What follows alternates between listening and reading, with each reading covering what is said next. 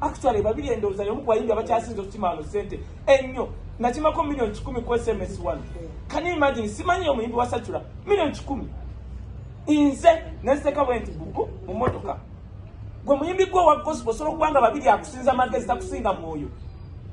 kati ezo church abasumba babagamba nti temwandisa mu PRS omusumba ina church ye nebiwo bwalyo bye bigamba ndi mulokole gendo yimba music wo genda wewandise mu bibine batwala wewandise nebinakuwa sente abataagala kwewandisa mu bayimbi ba gospel temufaye musigaze Yesu wammwe.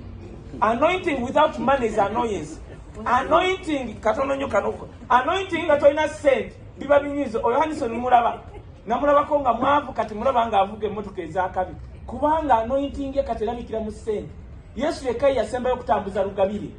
so natambuza rugabire ku bulwe Yesu yakati tugenda kukola ebintu ebisinga ebyakabi kati tambuza rugabire gomuyimbi wa gospel bata wandise mu PRS atojivumira sigala ne Yesu wo nape katubere ne Yesu wape nga tuli bakabi nnyo sekete neze nkugamba ebyaddala teri agenda kigambe yo kanisa omusumba gambo yogera byogera eyo kanisa yiye si yo